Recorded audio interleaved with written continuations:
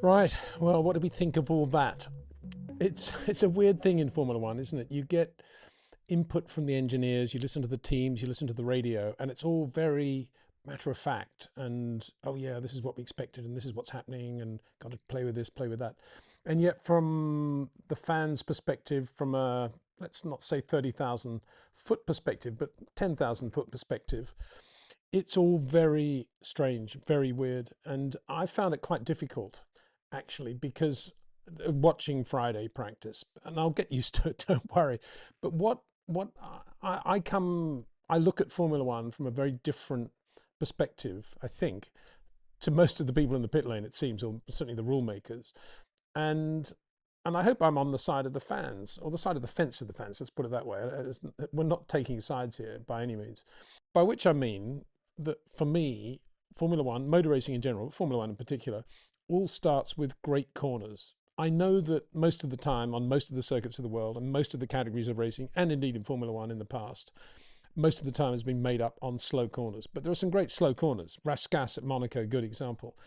But on any given circuit, there's always going to be one, if not two corners, which are great corners. Corners that, if you don't try to take them flat, life won't be worth living for. And for me in Melbourne, that's always been turn nine. It's a very quick entry into that chicane, that fast 9-10 chicane section. We've seen some big shunts there. Ollie Berman last year, good example.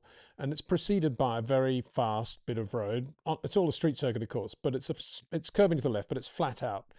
And watching it today, yes, they're all still dabbing the brakes going into nine, which means that they're not going so slowly that they can't go in flat, if you see what I mean. They're all dabbing the brakes.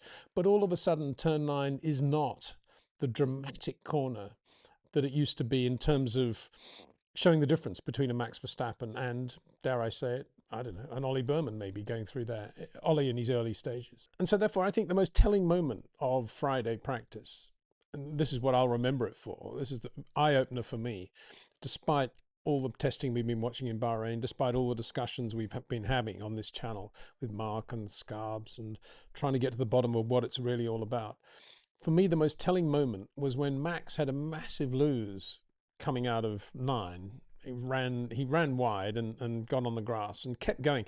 And interestingly, typical Max, he just did another lap, even though bits were flying off the car. I guess they wanted to see what the car was like without those barge boards behind the front wheels. And he wasn't slow either, even though for sure the floor was damaged.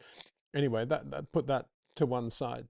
The reason he went off was not because he went in too quickly or he hit a curb the wrong way. The reason he went off is because Fernando Alonso was going 10 miles an hour, whatever, in front of him. And it was one of those moments where Max could feel that if he backed off, he'd lose the lap, obviously. And if he went for it, he could just get Fernando before he started the real turn into nine. But it was a decision that he would normally not have had to have made in the old regulations, because he would have been flat out and it would have been, yeah, we can do this or we can't. But this one was very iffy because on that preceding straight into nine, they get up to reasonable speed, 310 or whatever, and then they're staying flat on the throttle and it comes back to 290 or something like that. And you're sort of droning along.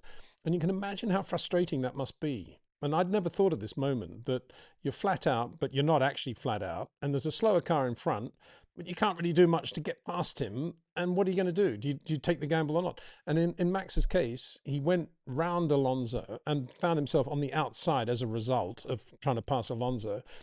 Got on the marbles. He was slightly offline at that point when he did the change of direction, and that's what did it. And it was passing the slower car, which is what I've been saying all along about these regulations, is the speed differential is the thing that worries me the most.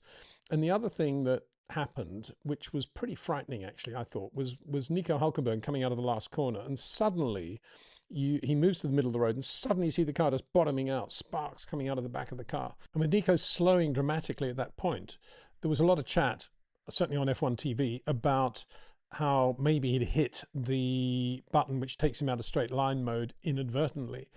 I think what we're seeing there actually is when they cross the start finish line, they just come out of the throttle. And when they do that, that creates this huge speed differential all of a sudden. And it's not something that you'd worry about typically in a straight line if they're slipstreaming one another in the race or whatever. But certainly in Friday and Saturday running, that is something that needs to be watched, because it's a huge speed differential now when you do come out of the throttle, having crossed the start-finish line. And yeah, I mean, there was another one with right at the beginning of FP2, Franco Colapinto suddenly lost power, it seems, coming out of the last corner. He's on the racing line and Lewis is coming up behind him on a quickish lap and nearly ran into the back of him. I mean, the speed difference, only because of the speed differential. I mean, Lewis's reflexes, of course, brilliant, but the speed differential was just frightening to see. And I think there are going to be a lot of these slow cars at various points of the circuit as the weekend progresses, as the season progresses, and it's a bit of a worry. I thought going back to turn 9, being a great corner, as great a corner as you can have around Melbourne, which is a bit of a weird circuit anyway in terms of its ebb and flow and the straights and the braking areas and things like that. And interesting, actually, I was talking about the crown in the road going into turn 1. It was interesting how much that affected the cars this year. They seem to be running a little bit more roll and suspension travel, and you can see the effect of the crown as they're turning into one. But in order to try to get to what this is all about, or to some extent what the key moments of the lap are all about, let's have a look at some numbers from turn 9. Those are the lap times they did overall, and you can see, for example, Oscar Piastri P1, Kimi Antonelli P2, George Russell P3, then the Ferraris, then Max. But that is also what they were doing through turn 9 on those quickest laps. And you can see there, I've put them in the order of how quick they were through turn 9. Charles Leclerc 246 compared with Max Verstappen 236. I mean, 10 kilometers an hour quicker in the middle of turn 9, and yet P5 overall. So that is what I mean by these regulations, I think, are taking away from some of the great corners. Now, you would say, oh, well, that's because he's using the energy different way and he's using blah, blah, blah. But the reality is, I think racing starts with great corners. And if we come up with a category, if we come up with a formula, a new formula, which dilutes the challenge of the quick corners, then somewhere along the line, they should have said, no, this isn't going to work, because ultimately this is going to hurt what the drivers are really going to be able to show the public through turn 9. It's early days, you know, and it's only a Friday and it's the first time they run. So maybe I'm getting ahead of myself. But to me, this is a little bit worrying, because there's Charles Leclerc, 246, Max Verstappen, 236. I mean, give me a break. And look at that. Interestingly, Kimi Antonelli, P2 overall, very quick, slightly quicker than George, the only one using 5th gear going into turn 9. Can you believe they're taking 5th into turn 9 in an 8-speed gearbox? I mean, this is a quick corner. I mean, I never thought I'd see that. And yet it's obviously a quick way to drive the cars in terms of getting up the energy and all the rest of it. And I don't know. I mean, I am a purist, obviously, but at the same time, I try to have an expansive mind and to understand where we're going. But this to me is weird reading. I suppose if you look at Oscar Piastri there, you could say he's the only one that's really got a great average, because he's P1 overall, 19.7 on the lap. And on the lap he did that. He was 243 through turn 9, which is not bad, but still 3 kilometers an hour slower than Charles Leclerc, who probably, because he was so quick through turn 9, lost a lot of power somewhere else on the lap and was very slow overall on the lap. And that, again, you know, that's... Yeah, but you've got to learn that this is what it's all about. Well, is it? Is it what it's all about? I don't know. I think absolutely on the limit into 9, and who's super quick into 9 is what it's all about. In the same way, I'm going to say that about Silverstone going into Copse or going into Beckett's and other quick corners that we have. But I know it's not about that anymore. It's about harvesting the energy. It's about deploying the energy, and it's about massaging that over the lap in the best way possible. Anyway, I suppose the other thing, Kimi Antonelli, 5th gear, everybody else using 6th. Doesn't surprise me in a way, because it is a quick corner and Kimi would feel a little bit more secure going into 5th. But in doing that, he's obviously got a little bit more power. He's doing something with the engine that George Russell wasn't able to do. There are also a lot of lockups going into turn 3, which is the tight right-hander after a pretty long straight. And as we talked about with Mark, that's an area where they're going to be putting, I guess, a lot of front brake balance on to try to get the rears to regenerate power. So that's an area where I think we'll see some of the class drivers getting on top of it, but equally it's a bit messy. I mean, George, who is for sure, he's got a harder left foot brake than Antonelli, and he's got a harder left foot brake, by which I mean a spikier left foot brake than Max or Charles, and that's where we see me up. And having said that, Charles did his usual Friday. He was all over the place in terms of running out of road. Lewis looking very good, looking very confident in the other Ferrari. looking like he's much more comfortable from apex to exit than he's been for a long time. But as I said in the live stream, I'm not convinced that that is going to be the quickest way to drive one of these cars at the moment. The real pace is going to come on the entry to corners. And I think that's what we saw with Oscar Piastri today. And speaking of Oscar, there was a lot of chat during the Bahrain test, after the Bahrain test, about how Mercedes were sandbagging and were going to be unbelievably quick by the time they get to Melbourne. They'd disappear in the distance. And I did say on the last live stream, I'm amazed that more people aren't saying, but what about McLaren? I mean, we're just assuming McLaren are going to drop back into P2 in the constructors now. Because I couldn't see that happening. And it may well be the case that Mercedes have still got a lot more out there to show. But today, I think we saw that McLaren are not going away. Of course, they're running the proper race engines now. They were not running the same spec power unit that the factory Mercedes team, or indeed any factory team, would have had. The customer teams don't get the number one engines or the prime engines until the racing season actually starts. So that's one thing we saw with McLaren today. The other thing we saw was Lando Norris spending a lot of time in the garage with a gearbox problem, which explains why he's not in the top 6 I was just showing there. But he was there or thereabouts as well, nothing like the same number of laps and not too far off the pace. But in general, I thought McLaren looked very good. And yeah, I mean, there was even chat last night, oh, McLaren's might be overweight. Well, it may well be, but it's hard to imagine how Mercedes wouldn't be overweight as well. And ask the question, are you overweight? Who's going to say, no, we're absolutely on the weight limit? Everyone's going to say, yeah, we're overweight, because it's a silly thing to say anything else. So I don't imagine there's that much difference in weight between the McLaren and the Mercedes. And it looks to me like McLaren have got a very good chassis as well. And now they've got the same power unit. As I said, I think this is going to be a great championship amongst the Mercedes runners. And it could well be throughout the year, as I said in the live stream, George versus Oscar. And Oscar driving beautifully, I thought. And starting actually in watching him through 1 and 2, turn 3, and in the last section as well, overheads, you can see starting to turn in on the brakes again, looking like the old Oscar of, 2 years ago now. And he's had this winter to think about it. So he did a really good job, I thought. Looked beautiful in the car. And this is not just to be written off as, oh, the local hero looking good on a Friday. I mean, yeah, you can be the local hero, but that works when you're walking down the autograph alley and you're signing autographs and you're waving to the fans. It doesn't work when you're actually in the car with the steering and the throttle and the brakes and all the other dramas you got to do as well. And that was, that's something that we'll see throughout the year, I think, what we saw from Oscar today. Very, very polished performance.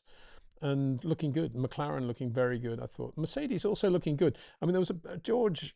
It's always an issue, isn't it, when you start to say how confident you are and how good the car is and everything's looking great. Things never work out that way. I mean, I remember Mark Slater, in '99, Mika having won the championship in '98. Mika Hakkinen comes to Melbourne, his favourite circuit. Really loves that last section as well. And he's so quick and he's enjoying himself so much that he has a shunt coming out of the last corner. I'm not saying it was anything like that to do with George. And he did have this weird thing where he was nosing into the traffic jam coming out of the pit lane or the beginning of FP2 and basically drives into Arvin Lindblad in the who went very well, looked very good.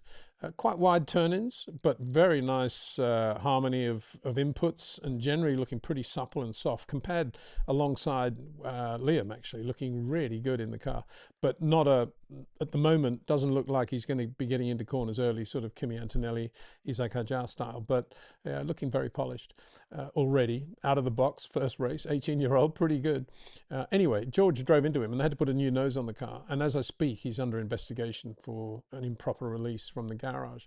So that wasn't, that's not the sort of thing that you would want. I mean, why so impatient there at that point? If you're the guy that's super confident and everything's going to fall into place for you nicely, take it easy. Remember the old words of Bobby Locke, the famous South African golfer, who on the days of a big tournament always spent twice as long doing up the shoelaces of his shoes so that his whole world would just slow down and he'd be very calm and very Jackie Stewart-like in the way you go into it. Anyway, I'm sure George will be saying, oh, what a load of old rubbish, and get on with it. But to me, he looked a little bit frenetic today compared with Kimi in the car. I thought Kimi looked really good as well. As I say, no surprise to see he's the only one of the top runners using fifth, and he did that on that lap. First guy under 120. So, that was a bit of a moment for him as well. Yeah, Aston Martin, absolutely ridiculous.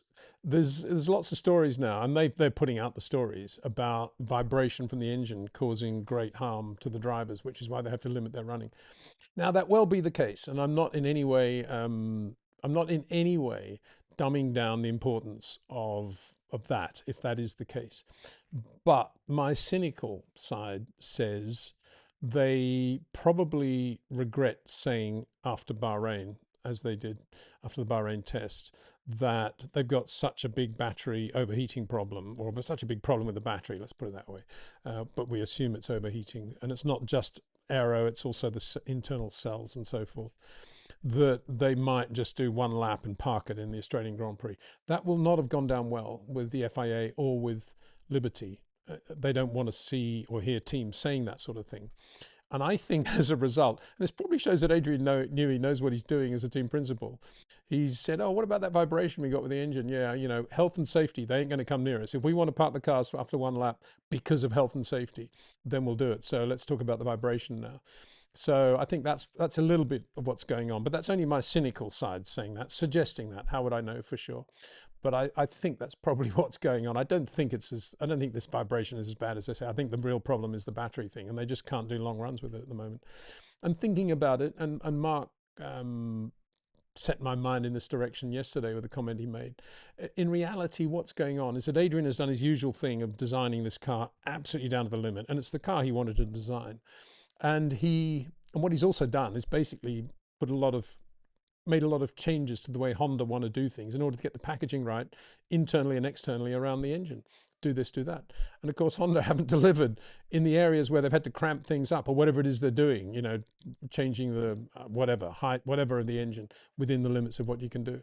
All these things that Adrian would want to do, he's wanted to do them on the engine, and he's assumed that Honda would do it well. Not assumed, that's the wrong word. He's probably hoped that Honda would do it well.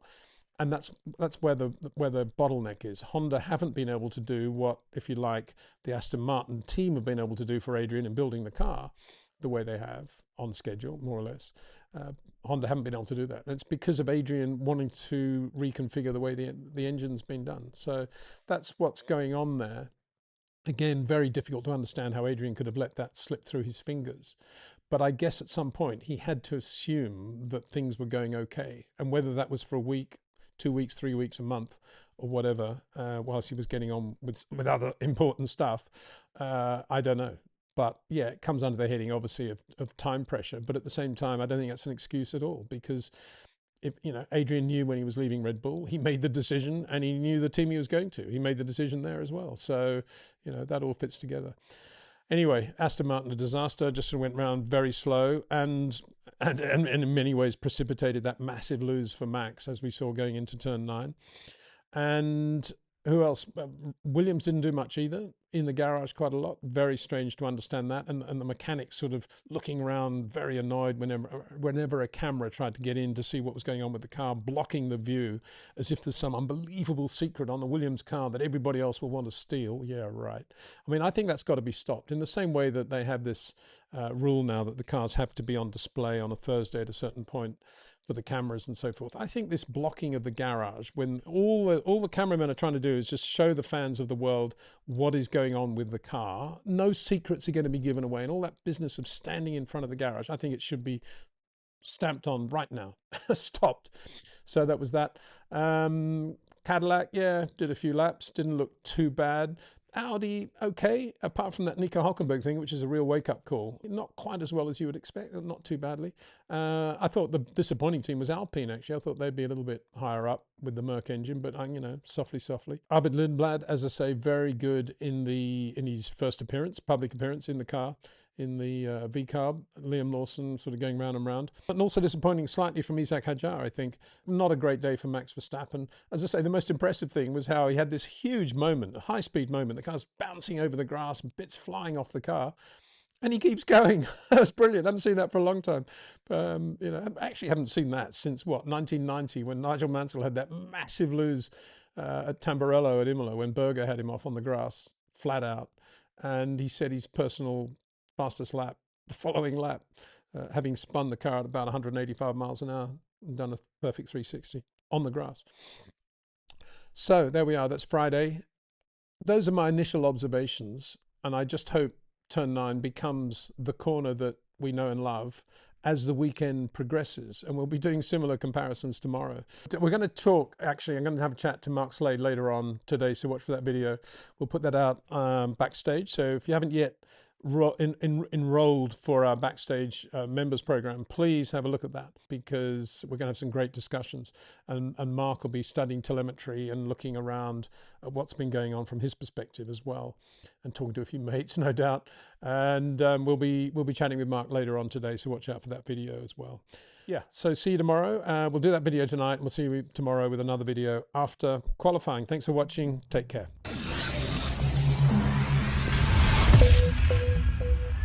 And so we have our first grid, our first pole lineup for the 2026 Formula One season, this brave new world of incredible technology. Just being really positive about it, and we have to at some point. I think it is amazing how quickly these cars can do a lap and how powerful they are out of corners when you're standing there watching them, and you're looking at all the graphics as well. On 50% electricity, it is amazing, and how they're regenerating that in the lap. So that said, it was a complete walkover for Mercedes factory team today, to the point where Kimi Antonelli went off in FP3 earlier in the day, coming a little bit too quick coming out of turn 2, which is a quick corner now, and the car was badly damaged. But Mercedes mechanics did a great job and got it back into one piece, and he was out there almost ready to go out at the beginning of Q1, and was lucky, if you like, because Q1 was then delayed because Max Verstappen went off and completely damaged the Red Bull, and that was it for him for the day. We'll get onto that very shortly. So Kimi then had a little bit of time, the mechanics had a bit of time, and even though they did send him out with 2 coolers in the radiator inlets, which caused another delay and damaged slightly Lando Norris's McLaren, Lando went straight over it. Interesting, he never actually saw this thing in the road in front of him coming out of turn 2, just right in the middle of the road, and it went straight over it. And I don't think the visual angle for the drivers is any different this year compared with last. So I don't think it's anything to do with these cars, but I suspect it's probably more to do with the drivers are spending a little bit more time looking at the steering wheel when the car's in a straight line, thinking about what to press next, than they have in the past. So anyway, he didn't see it, and he went straight over it. But anyway, cut along story sideways, Kimi Antonelli, despite that shunt, then had a car quite capable of getting the pole. He almost got it, obviously with a setup that was nothing like perfect, because they just sent the car out, and he almost got the pole, but it was his teammate George Russell who made it look simple, made it look relaxed, drove beautifully all day, particularly in qualifying, because there was a bit of pressure, and got the best from the car.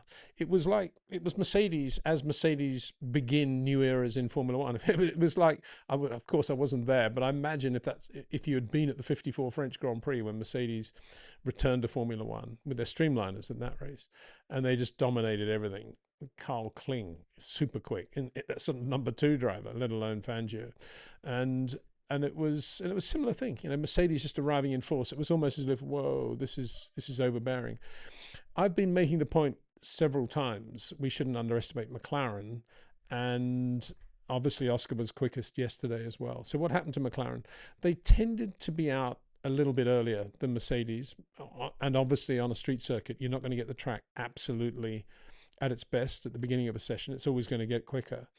But that's usually a sign of a team that's kind of got all its ducks in a row, and it just wants to go out and make sure it doesn't have any traffic. So I don't think it was that. And beyond that, I think you could point potentially at the weather. It was a lot cooler today, and historically that suited Mercedes, and the hot weather of Friday and hopefully on Sunday, I say hopefully for the fans' point of view, would have suited McLaren a bit more. But having said that, it didn't really seem to be an issue. And we had cars like the Red Bull going very quickly in these cooler temperatures. So at the end of qualifying, with the dust settling, and you're looking at it from McLaren perspective, you could say, not bad, but we don't have the quickest car now. And that's probably a downforce thing, which is interesting, isn't it? That Mercedes have done a better job with the downforce package than McLaren around basically the same power unit architecture. In mitigation, the one driver who did suffer because of that business of the cooling fan coming out of Antonelli's car and then Lando running over it and debris everywhere was Lando's teammate Oscar Piastri, who at that point had just finished his 2 preparation laps, was just about to start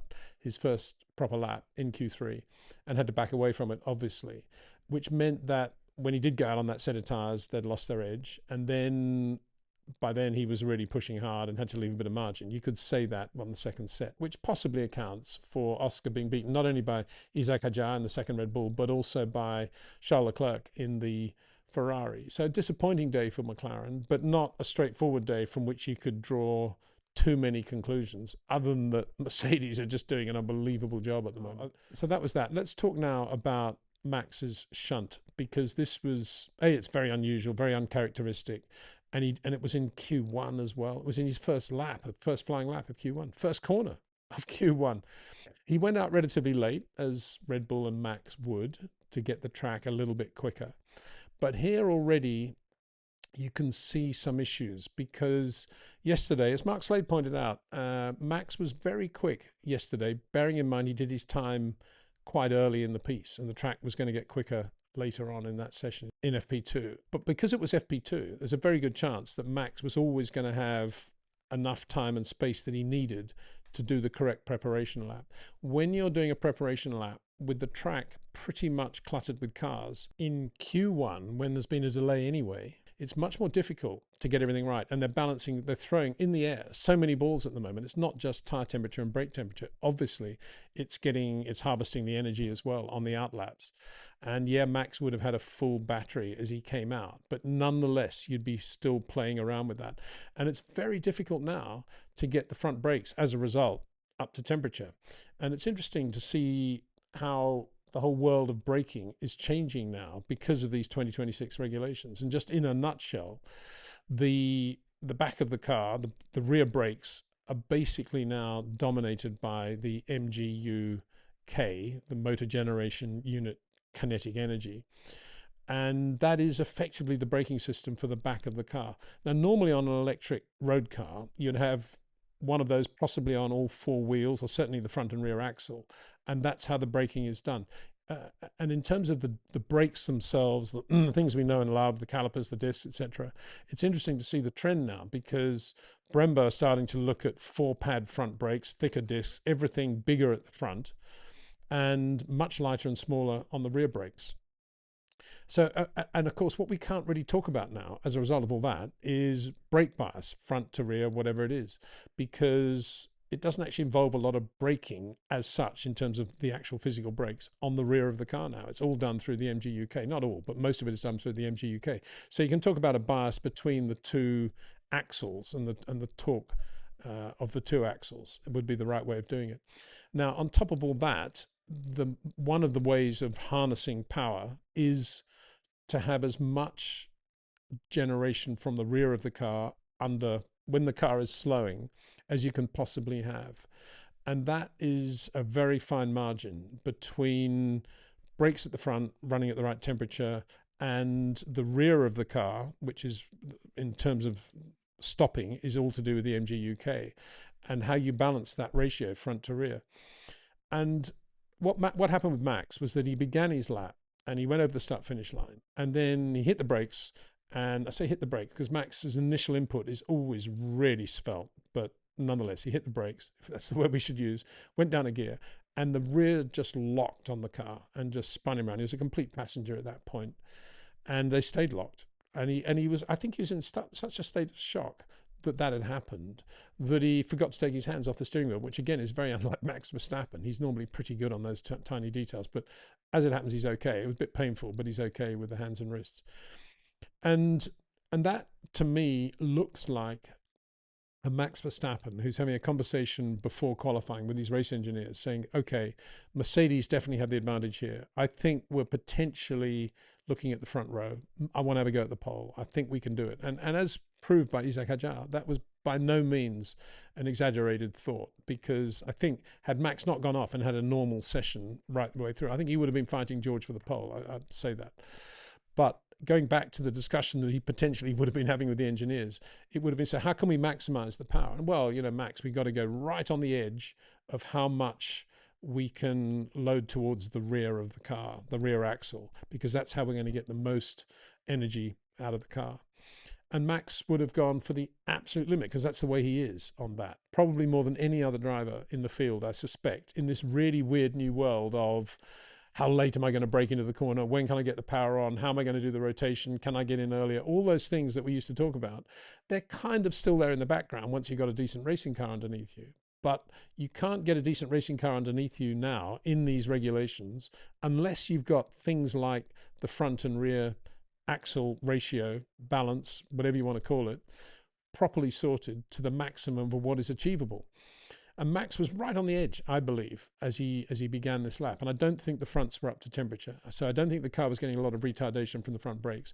And he just basically overloaded the rear axle. And the rear tyres in a straight line started to sort of slip and lose traction because they just couldn't take what the MG UK was demanding of them. And that's why it just went like that.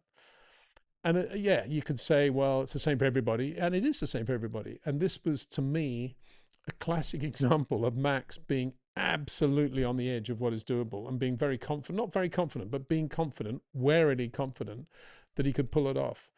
And I think the problem was that he probably didn't get enough temperature into the front of the car, brake temperature into the front of the car. And that's because it was qualifying as distinct from FP2 yesterday.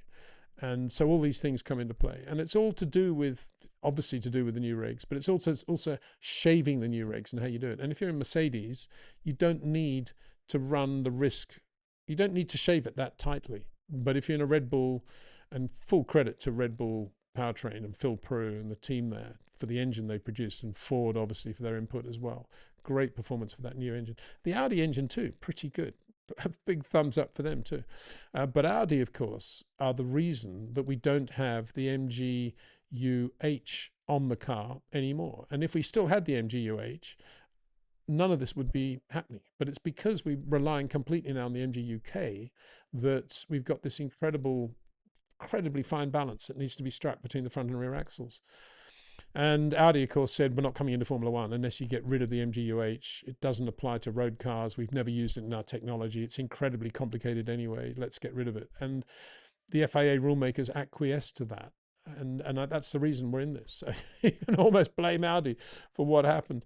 And but having said all of that, I think Audi are possibly now, or the FIA are possibly now slightly embarrassed because Porsche have announced that they are going to be using the MGU-H, and I think it's on the Porsche Cayenne road car, first road car to use it. Anyway, that's another story altogether, but it kind of gives the background, I think, to what happened with Max and the surprise, the shock, and everything else of Max Verstappen crashing, not even having recorded the time, or not a proper time, out of Q1 in the Australian Grand Prix, which meant that qualifying from Mercedes' point of view, they could relax a little bit if you're George Russell, not if you're Kimi Antonelli, because you've got all those other dramas going on with the car being rebuilt. But from George's point of view, it added to his serenity, I think, in terms of, I can do this and I'll be on the pole here, and we've got a very, very good race car and I'll just get the best from it. And he did it really well. McLaren I've talked about. Ferrari, bit disappointing, bit all over the place. Lewis kept saying quite often in Q3, I haven't got any power. What's happened to the power? It's gone away.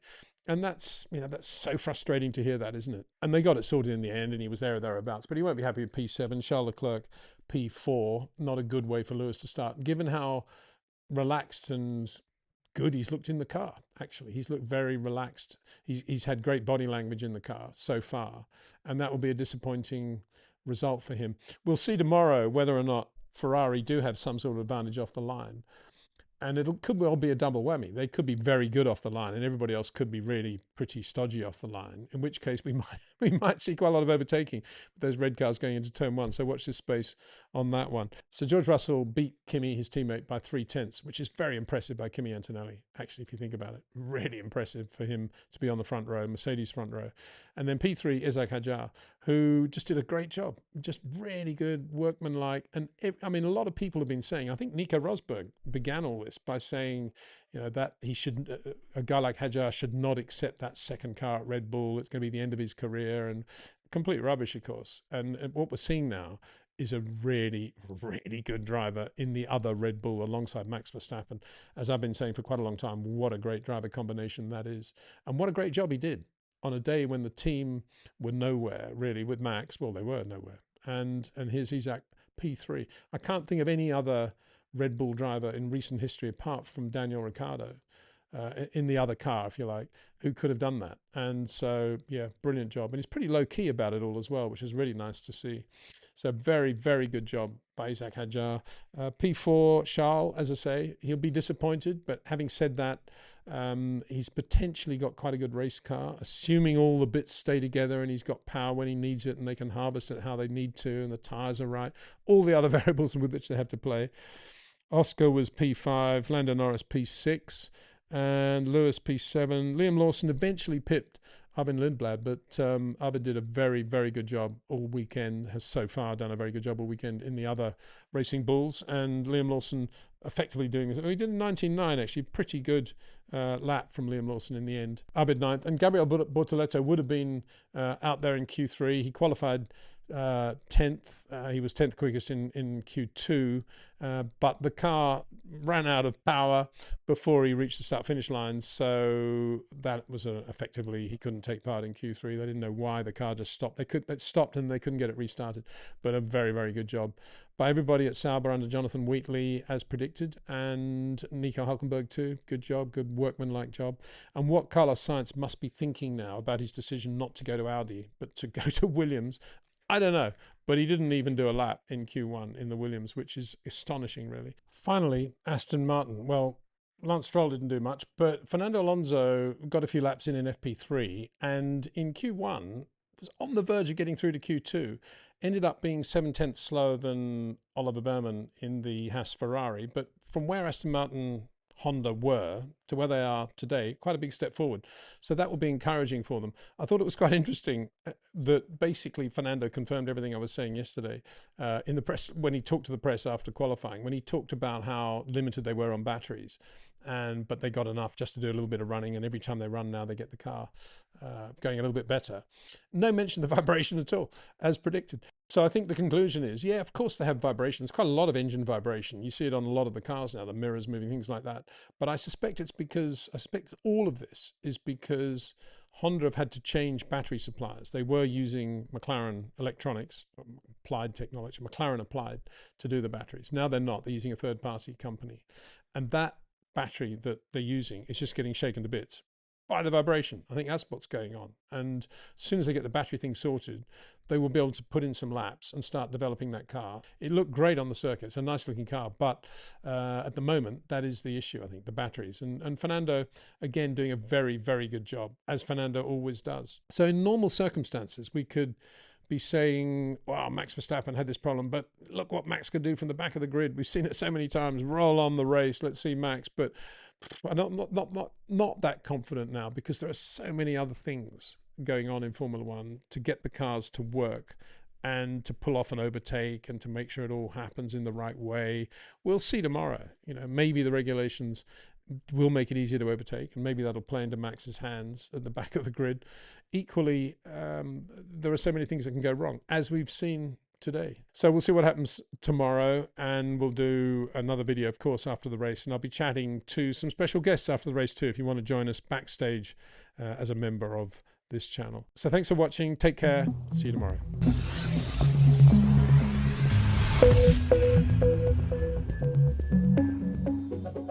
Happy smiling faces to my left there. The Mercedes team 1-2 in the Australian Grand Prix, pretty much as expected, based on what we saw in qualifying, based on what we saw in testing.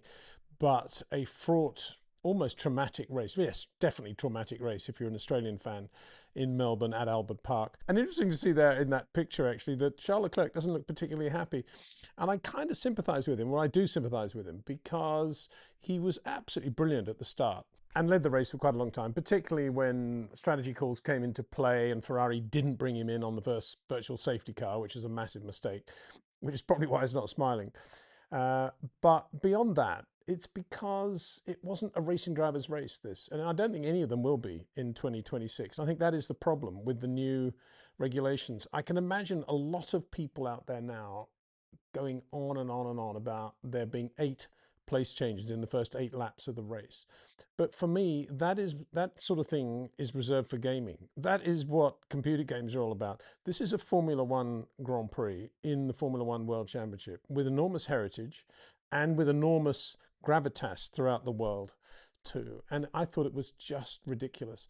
None of the passes were genuine passes. They were all to do with power surges.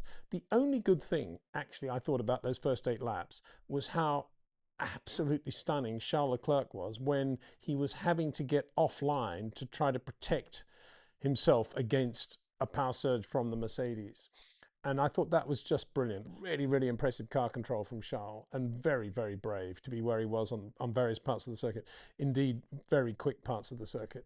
So that was good, but that wasn't, that isn't real motor racing, is it? Real motor racing is passing people under braking, and it's glorifying correctly the entry to the corner. And we didn't have any of that. This was all to do with managing the power, and it all began horrendously for Oscar Piastri when he lost on an outlap, going onto the grid on an outlap, not trying hard. He lost the rear on a curb coming out of turn 4. It was the left-hand part of turn 4. And he's on the curb, the right rear is on the curb. And suddenly he has 100 kilowatts of power that normally isn't there. Obviously the wheels just spin and just throw him into the wall on the inside. Interestingly, he also kept his hands on the wheel, no damage, but the car was really badly damaged, and that was it. Oscar Piastri, local hero, star of Australia, out of the Australian Grand Prix before it's even begun. So let's just draw up the tally there. It's Max Verstappen, Kimi Antonelli, and Oscar Piastri, 3 racing drivers who I think actually know what they're doing, all of whom are victim of these new cars. Now, whenever we say things like that in Formula One, oh, look at this guy, he won easily, you say, well, it's the same for everybody. Everybody's got the same regulations. Yeah, I agree with that, but they've changed so much. And this is such a radical change, unnecessarily so, in my opinion. What we have now is a very, very difficult car to manage in terms of power and how you're going to use the power. And we saw all that. And we saw the commentators around the world trying to do the best job they could of explaining how one car would be going slower here and another could go faster there. But it's not motor racing to have to do that. That's the first point. And secondly, if they hadn't got rid of the MGU-H, as far as I can understand it, none of this would be an issue. None of this would be a problem because they'd be generating energy correctly so from the front axle as well. And I just do not understand why they did. Well, that's incorrect. I do understand. It was because Audi said we don't want MGU-H in the regulations, otherwise we won't come into Formula One. Well, tough.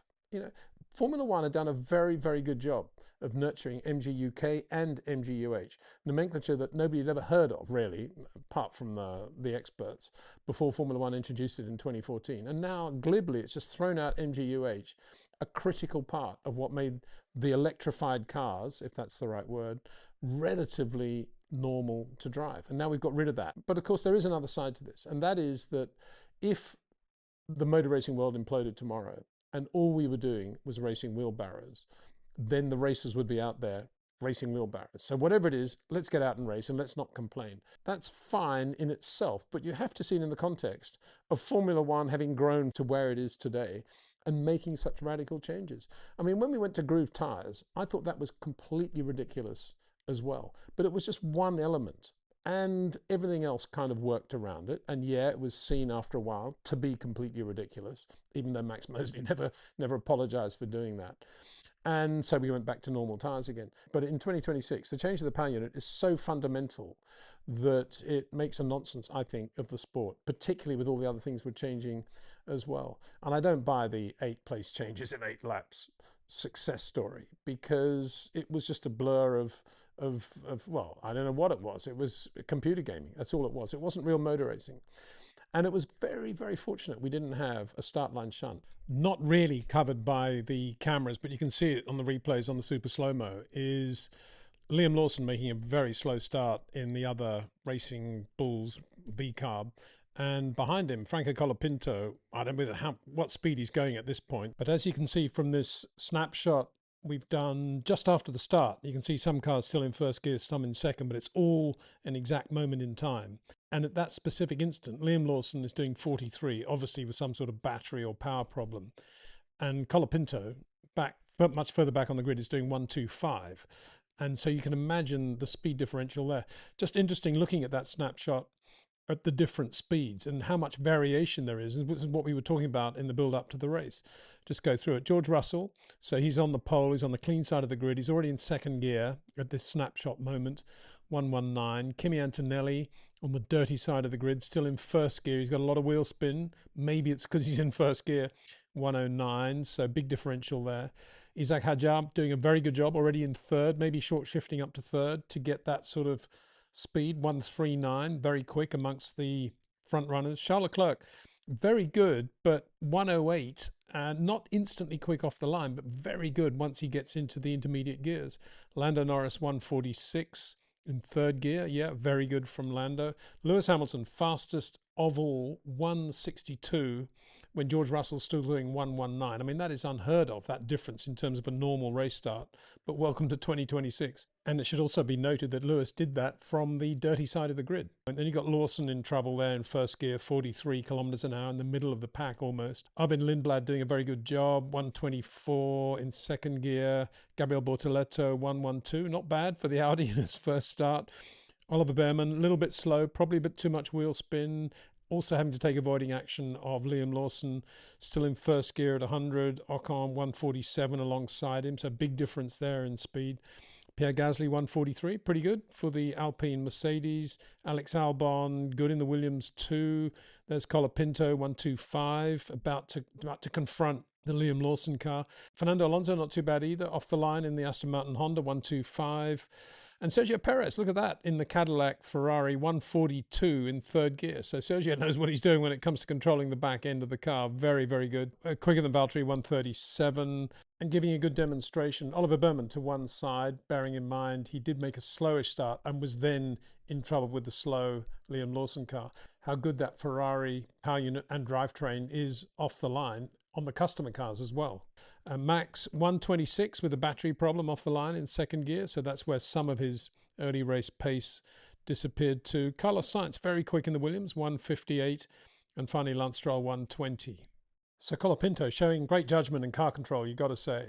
Goes between Lawson and the pit wall with an opposite lock slide. I mean, it was unbelievably lucky for him, obviously not to hit anything, and equally for Lawson not to be hit. And then we had retirements as well. I mean, a key retirement was Isack Hadjar, who was looking pretty good in the Red Bull. He qualified third yesterday, as we know, and he'd made a bit of a tardy start, but he was starting to make up ground quite well. Probably would have been there in the mix, P4, something like that. And the engine just blew. Whether it was, I don't know, it was whatever pressure went, smoke out the back, just lost everything. That's okay. That's motor racing. We've seen that. That's good old school motor racing, you could say. But we did have, not too long ago, we had an incredible Formula One with amazing rock solid reliability. I'm referring, of course, to V8s and V10s. But so, as I've said a million times on this channel, and this will be the end of my rant at the beginning of this video, because we'll get onto some detail. As I've said a million times on this channel, what should have happened is that Formula One in 2014 should have adopted Formula E, should have created its own Formula E. It should have been part of the Formula One race card every weekend. The Formula One team should have been seen to be doing for electric technology, automotive technology. But Formula One itself should have remained what it was. It should have remained V8s, V10s, should have been normal motor racing. And all of the questions about is Formula One keeping pace with E-technology would have been answered by everything that Formula One was doing for its own Formula E. That's what should have happened. And it didn't happen because Bernie Ecclestone and Jean Todt decided to go their separate ways. They had a big split after Bernie had helped Todd become FIA president, and Todd went off on his own and launched Formula E. And that was the beginning of all of the drama we're now seeing in Formula One with these ridiculously compromised cars. And it's very sad, I think, to see great Grand Prix drivers looking like idiots, making ridiculous mistakes under braking or under power. But we know why they're happening. I explained in detail why I think Max lost it yesterday. And we know why Oscar Piastri went off in his home Grand Prix, going onto the grid. 100 kilowatts of extra power when you suddenly don't want it up on a curb when you're not even trying hard.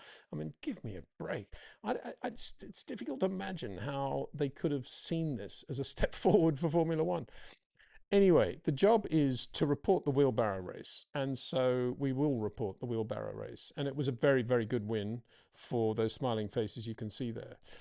The Mercedes team, very, very good job, particularly by George Russell, who got a bit flustered at one point with everything Charles was doing to try to keep the lead. And every time George got a power surge, for a while, not every time, 2 or 3 times, George got a power surge out of, say, 11, contrary to presumably what they'd agreed in the driver's briefing, as George had said.